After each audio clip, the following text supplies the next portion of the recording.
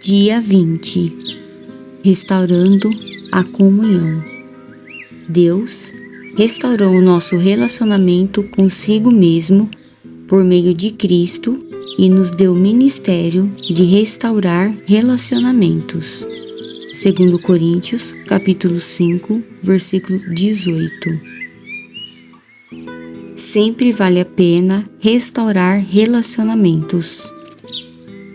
Uma vez que a vida consiste em aprender a amar, Deus quer que valorizemos os relacionamentos e nos esforcemos para mantê-los, em vez de descartá-los sempre que houver desacordo, mágoa ou conflito. Na verdade, a Bíblia diz que Deus nos deu o ministério de restaurar relacionamentos. Isso está em 2 Coríntios, capítulo 5, versículo 18. Por esse motivo, boa parte do Novo Testamento é dedicada a nos ensinar como lidar uns com os outros.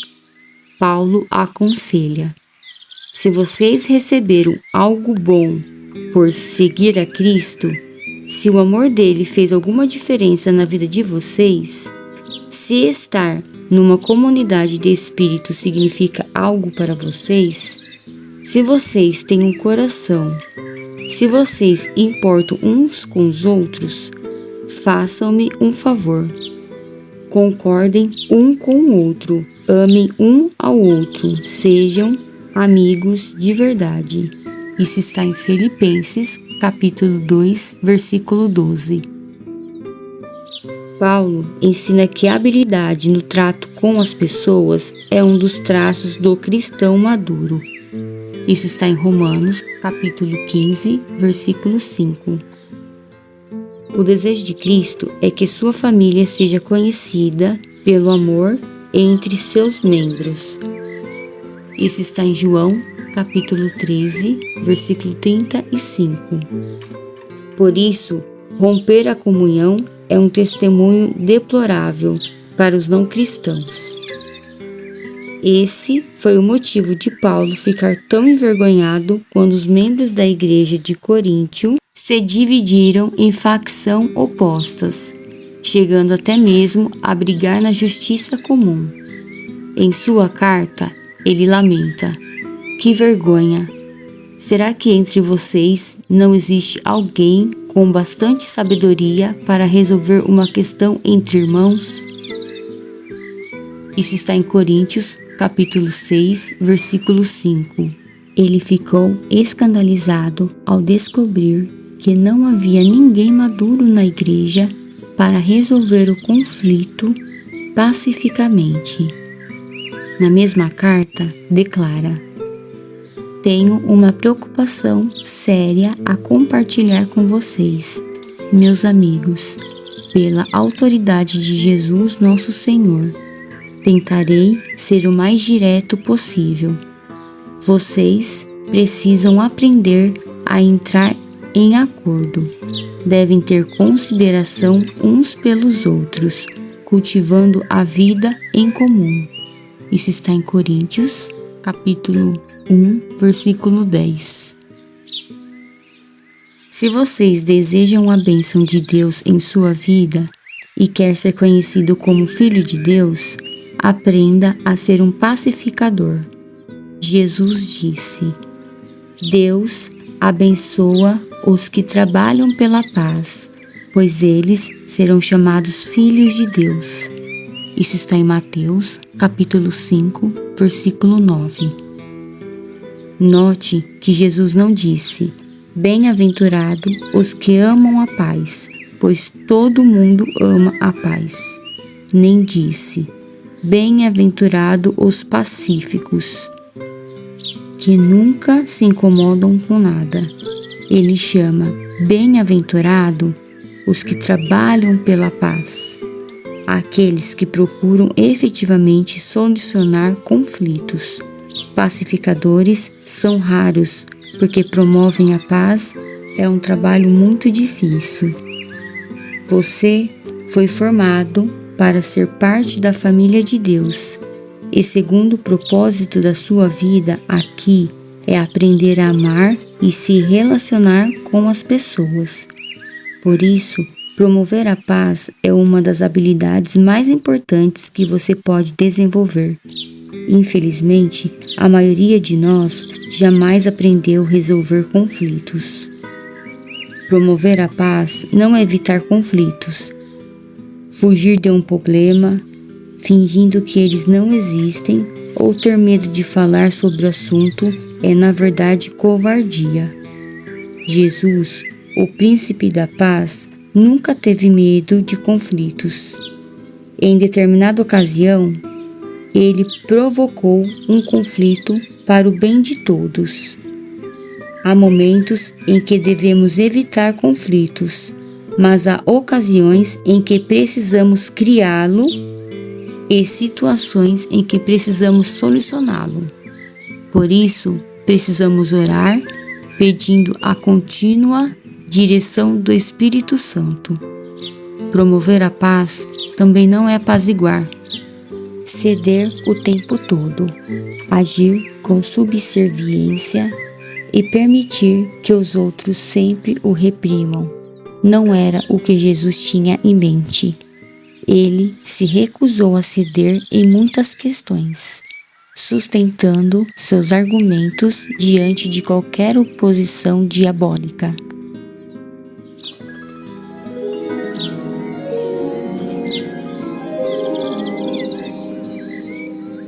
Como restaurar um relacionamento? Como cristãos, Deus nos chamou para ajustassemos nossos relacionamentos uns com os outros. Isso está em 2 Coríntios, capítulo 5, versículo 18. Seguem 7 passos bíblicos para a restauração da comunhão. 1. Fale com Deus antes de falar com as pessoas.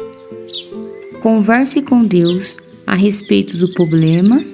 Se você orar a respeito do conflito, em vez de juntar alguém para murmurar, descobrirá que, em geral, ou Deus muda seu coração, ou muda o coração da outra pessoa sem sua ajuda. Todos os relacionamentos seriam mais tranquilos se você tão somente orasse mais a respeito deles. Assim como Davi compôs os salmos, use a oração para desabafar verticalmente. Conte a Deus suas frustrações, clame por ajuda. Ele nunca fica surpreso ou aborrecido com a sua raiva, mágoa, insegurança ou qualquer outra emoção. Portanto, diga-lhe exatamente como se sente. A maioria dos conflitos tem raízes em necessidades não satisfeitas. Algumas dessas necessidades só podem ser alcançadas por Deus.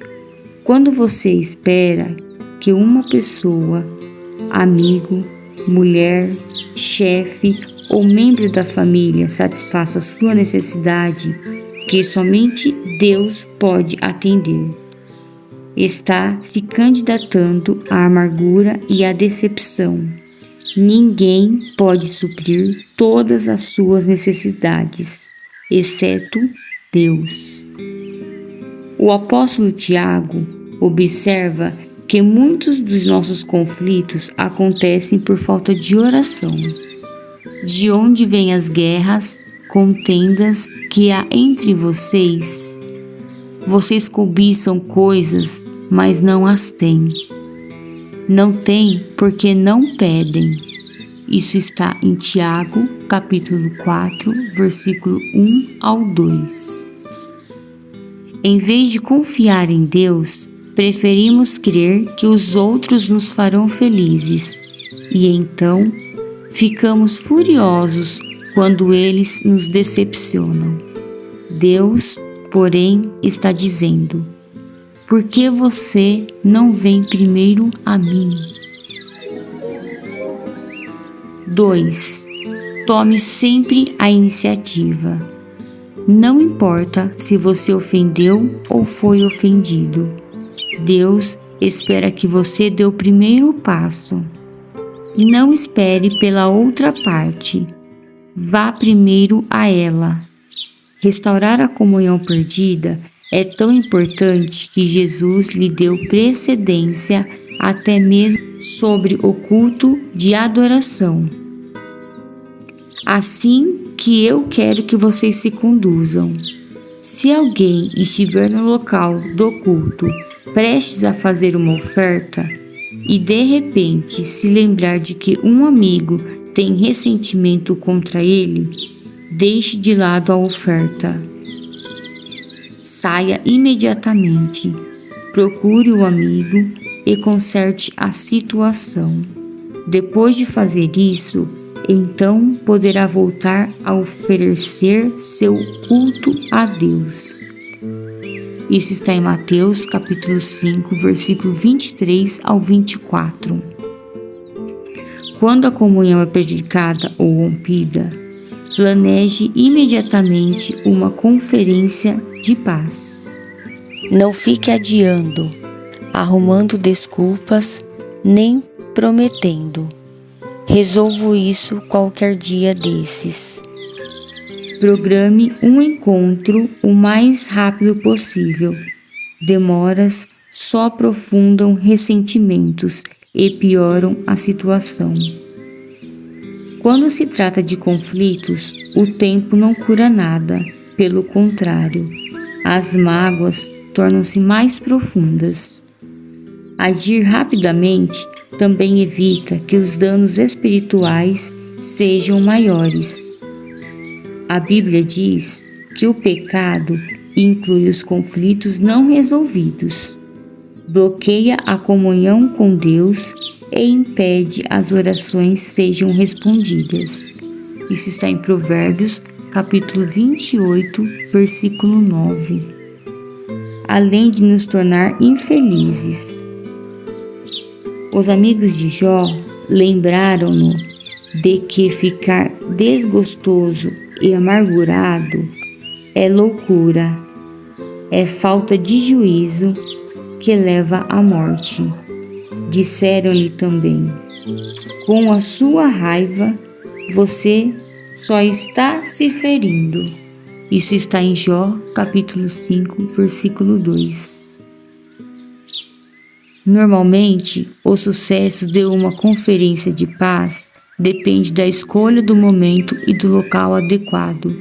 Não se reúna se você estiver cansado, apressado ou se tiver de ser interrompido. O melhor momento é quando ambos estiverem tranquilos. 3. Demonstre compaixão pelo sentimento dos outros. Use mais os ouvidos que a boca. Antes de procurar solucionar qualquer desavença, você deve primeiro levar à consideração os sentimentos das pessoas. Paulo aconselha que ninguém procure somente os próprios interesses, mas também o dos outros. Isso está em Filipenses, capítulo 2, versículo 4. O verbo procurar é a tradução do grego skopos, do qual formamos as palavras telescópio e microscópio. Significa estar alerta, observar, concentrar-se em seus sentimentos, não nos fatos. Comece pela compaixão, não pela solução do problema. Não comece tentando arrancar das pessoas o que elas sentem. Ouço-as apenas, deixando que as descarreguem emocionalmente sem ficar na defensiva. Concorde com a cabeça, sinalizando que compreende, mesmo que tenha outra opinião. Os sentimentos nem sempre são verdadeiros ou lógicos. Na verdade, o ressentimento nos faz agir e pensar como tolos. Davi admitiu certa vez: o meu coração estava cheio de amargura e eu fiquei revoltado. Eu não podia compreender. Ó Deus, era como um animal, sem entendimento. Isso está em Salmos, capítulo 73, versículo 21 ao 22.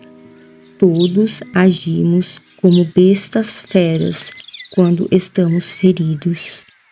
Em contrapartida, a Bíblia diz: a sabedoria do homem lhe dá paciência, sua glória é ignorar as ofensas. Isso está em Provérbios, capítulo 19, versículo 11. A paciência tem origem na sabedoria, e a sabedoria tem origem no fato de ouvir a perspectiva dos outros. Quando ouve, você está dizendo: valorizo sua opinião, preocupo-me com o nosso relacionamento e você é importante para mim. O ditado é verdadeiro. As pessoas não se importam com o que sabemos, até que saibam que nos importamos. Para estabelecer a comunhão, é preciso carregar o peso de termos consideração para com as dúvidas e temores de outras pessoas, daqueles que sentem que essas coisas estão erradas. Agradecemos ao outro e não a nós mesmos, e façamos aquilo que é para o bem e assim edificaremos no Senhor. Isso está em Romanos, capítulo 15, versículo 1 ao 2. É torturante absorver pacientemente a raiva dos outros, sobretudo quando ela é infundada. Mas lembre-se, foi isso que Jesus fez por você. Ele suportou uma fúria infundada e maliciosa para salvá-lo, pois não buscou sua própria satisfação, mas conforme está escrito: os insultos dos que te injuriam cairão sobre mim. Isso está em Romanos, capítulo 15, versículo 3. 4. Confesse sua parte do conflito. Se você realmente deseja restaurar um relacionamento, comece admitindo os próprios erros e transgressões. Jesus disse que esta é a forma de ver as coisas com mais clareza. Primeiro, tire a viga de seu olho e então talvez você enxergará suficientemente bem para tirar o cisco do olho de seu amigo. Isso está em Mateus, capítulo 7, versículo 5. Já que todos temos pontos cegos, você precisará pedir uma terceira pessoa que o ajude a aliviar suas ações antes de encontrar com quem tem um conflito. Também peça a Deus que lhe mostre quanto você mesmo contribui para o problema. Pergunte: eu sou o problema? Estou sendo realista, insensível ou sensível demais? A Bíblia diz: se afirmarmos que estamos sem pecado, enganamos a nós mesmos e a verdade não está em nós. Isso está em 1 João, capítulo 1, versículo 8.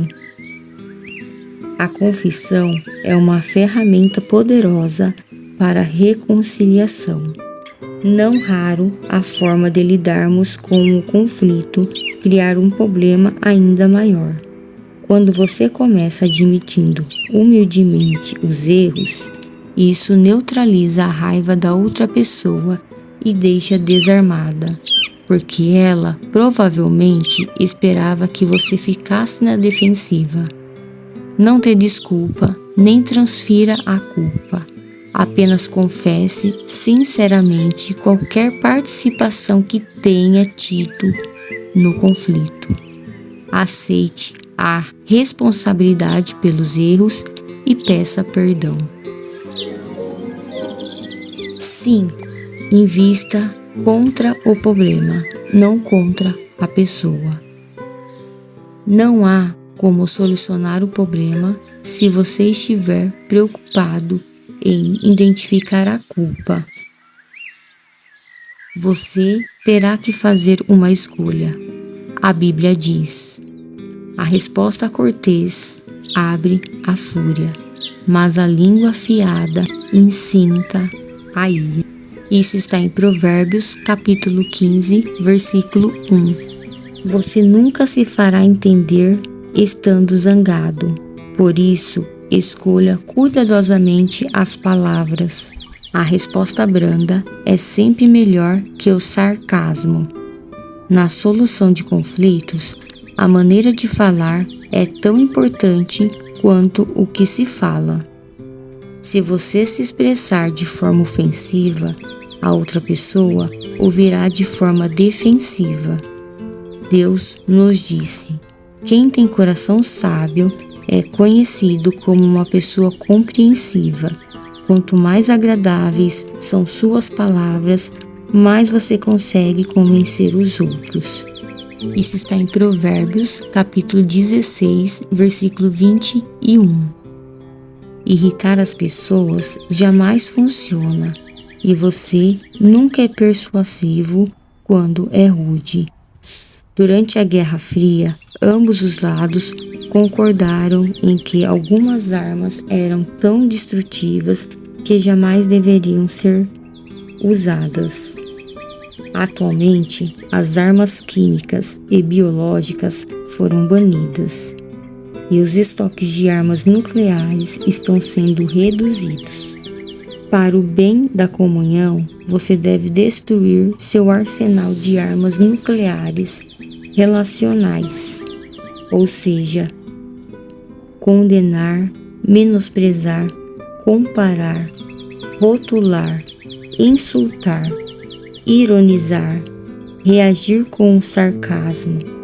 Paulo resume tudo isso desta forma: não digam palavras que fazem mal aos outros, mas usem apenas palavras boas, que ajudam os outros a crescer na fé e a conseguir o que necessitam, para que as coisas que você dizem façam bem aos que ouvem.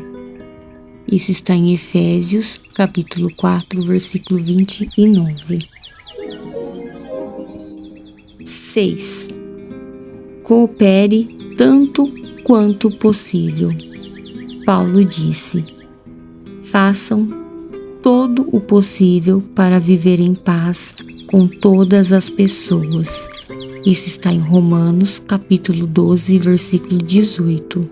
A paz sempre tem uma etiqueta de preço.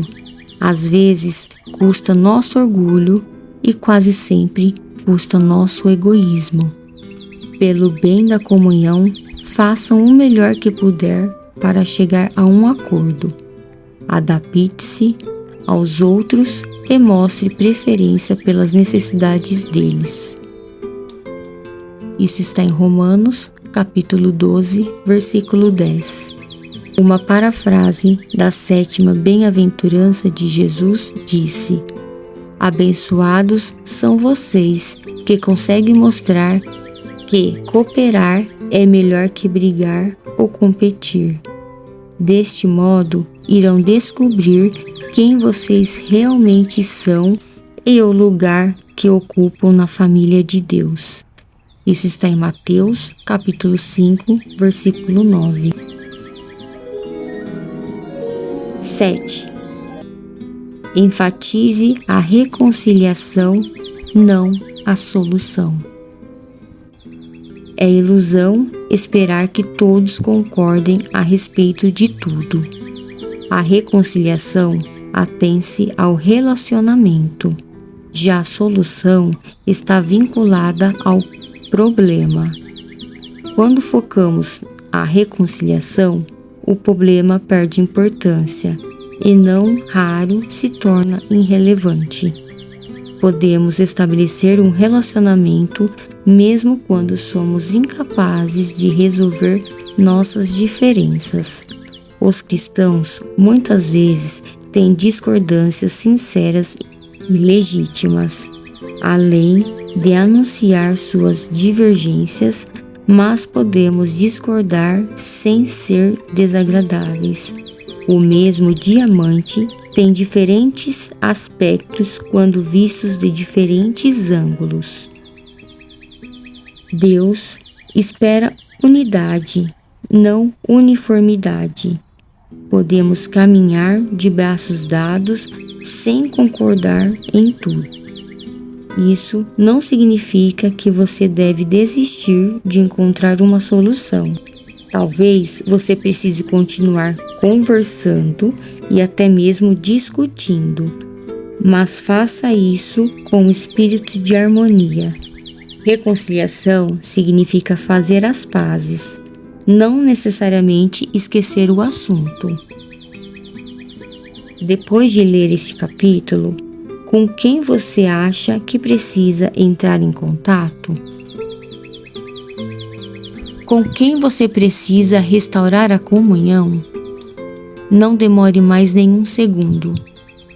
Faça uma pausa agora mesmo e converse com Deus sobre essa pessoa. Em seguida, pegue o telefone e comece o processo. Esses 7 passos são simples, mas não são fáceis. É necessário muito esforço para restaurar a comunhão com alguém. Foi por isso que Pedro recomendou: esforcem-se para viver em paz com os outros. Isso está em 1 Pedro, capítulo 3, versículo 11.